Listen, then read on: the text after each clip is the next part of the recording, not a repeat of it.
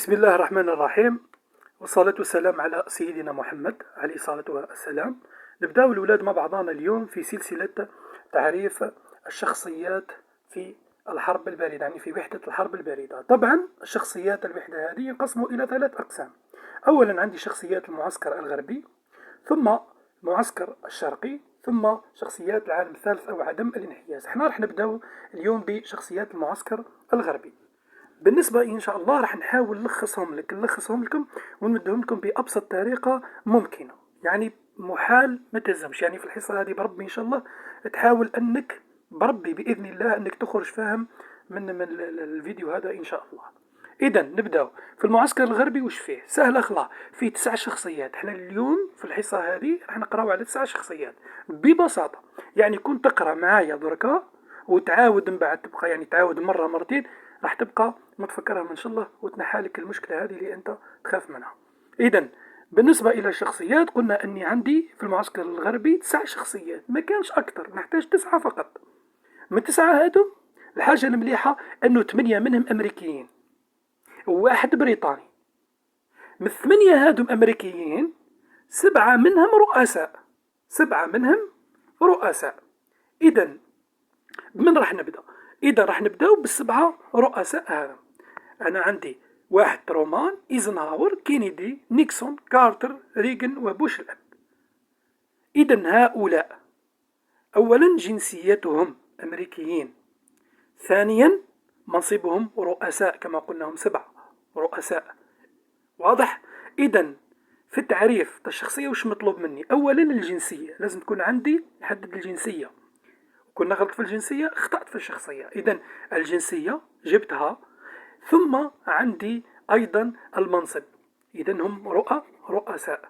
ثم نزيد حاجة أخرى، أن فطرتهم شهدت ماذا؟ صراع الحرب الباردة. إلا هذا الأخير اللي هو بوش الأب، شهدت فطرته انتهاء صراع الحرب الباردة. إذا الاثنين اللي يبقاو لي من ال9 هادم هما جورج مارشال، هو أيضا ضمن ال8 اللي قلنا عليهم أمريكيين.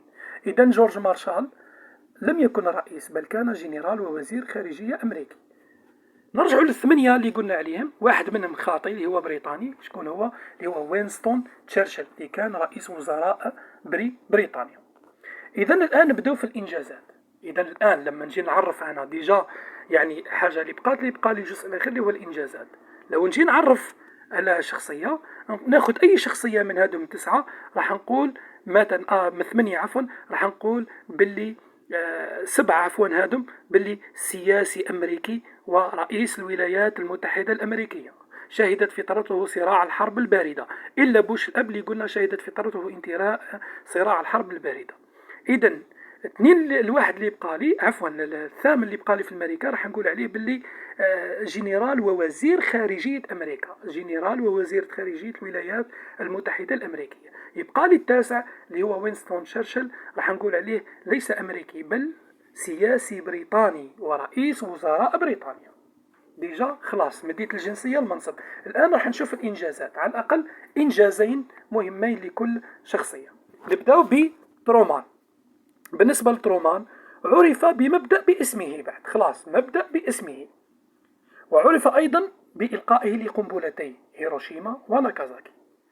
إذن وممارسته سياسة الاحتواء والتطويق، أي حصار الاتحاد السوفيتي وإغراء الدول المجاورة له بهدف خنقه وصد الشيوعية من الانتشار. إذن ترومان لما نجي نعرفه نقول باللي هو سياسي أمريكي زائد رئيس الولايات المتحدة الأمريكية، شهدت فطرته صراع الحرب الباردة. عرف بمبدأ ترومان وبإلقائه لقنبلتي، أمره بإلقاء قنبلتي هيروشيما وناكازاكي زائد سياسة الاحتواء. نجيو إلى إيزنهاور. إيزنهاور عرف هو أيضا بمشروع باسمه اللي هو إيزنهاور. ترومان عرف بمبدأ اسمه ترومان، مشروع ترومان، وإيزنهاور أيضا عرف بمشروع إيزنهاور. هو أيضا مارس سياسة هي سياسة ملء الفراغ. عرفت فطرته أزمة السويس. إذا في ترومان 3 كلمات يكفيوني: مبدأه ترومان، مبدأه، قنبلتيه، وسياسته واحتواؤه. يعني 3 كلمات سهلين، ثم نبقى نشفى بهم. واش نقول؟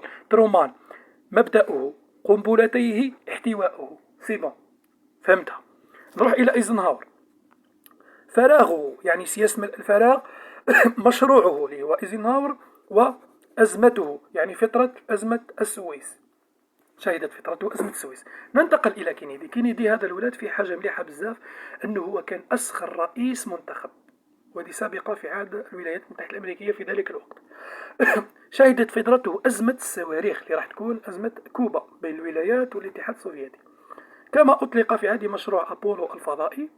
هذا الرئيس نظرا لأنه كان من الرؤساء المناهضين لسياسة التمييز العنصري، يعني في الأخير تعرض إلى الاغتيال، لم يعمر طويلا.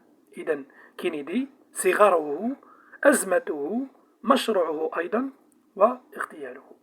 نجيو إلى نيكسون. نيكسون الحاجة اللي معروف بها هو أيضا أنه وقع لاتفاقية سالت واحد في 1972، يعني في إطار سياسة الانفراج الدولي والتعايش السلمي مع الاتحاد السوفيتي. هذه الاتفاقية تنص على إيقاف أو الحد من انتشار الأسلحة الاستراتيجية. ثم فضيحته لأنه تعرض إلى فضيحة ووترغيت، على إثرها استقال. سهل أخلاه الأولاد. يعني نيكسون سالته يعني معاهدته، فضيحته، استقالته. نجيب إلى كارتر. كارتر أيضا عرفت فترته توقيع اتفاقية كامب ديفيد في 78 ما بين إسرائيل ومصر. ثم وقع أيضا اتفاقية سالت 2، يعني على فكرة سالت 1 وسالت 2 في عهد نيكسون وكارتر وقعت مع الرئيس السوفيتي بريجنيف، وهي اتفاقية للحد من انتشار الأسلحة الاستراتيجية. إذن ثم يجينا ريغن هذا الولاد عرف بعدائه الشديد. هو أيضا كان معادي جدا للاتحاد السوفيتي، حتى أنه وصف الاتحاد السوفيتي بإمبراطورية الشر. إمبراطورية الشر، وصف الاتحاد السوفيتي بإمبراطورية الشر. ثم أطلق مشروع يسمى بمشروع حرب النجوم، على أساس، وهذا المشروع لم يطبق على أرض الواقع، على أساس أنه هناك صواريخ يعني كي تطلقها الاتحاد السوفيتي تستطيع الأمريكان أن توقف هذه الصواريخ النووية، وهذا مشروع يعني لن يستطيع تحقيقه. نجيو إلى بوش الأب. بوش الأب هذا هو آخر رئيس في عهد الحرب الباردة. إذن هو أشرف على انتهاء الحرب الباردة، وقع على اتفاقيات نهاية الحرب الباردة، كما أطلق مصطلح النظام الدولي الجديد، هو من أطلقه.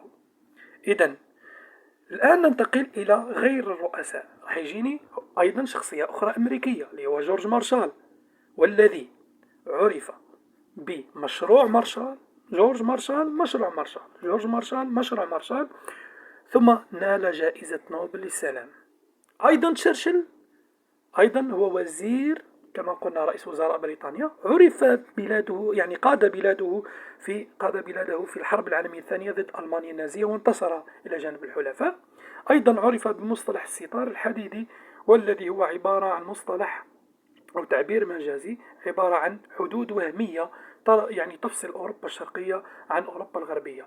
أطلق تشرشل هذا المصطلح عندما تحدث عن أطماع الاتحاد السوفيتي في أوروبا الغربية، يعني سنة 1946 من الولايات المتحدة الأمريكية. هو أيضا نال جائزة نوبل للسلام. إذن جورج مارشال وتشرشل يشتركان بأنهما غير رؤساء، واحد أمريكي واحد بريطاني، واحد عرف بمشروع مارشال والآخر عرف بمصطلح الستار الحديدي. الاثنان نالا جائزة نوبل للسلام.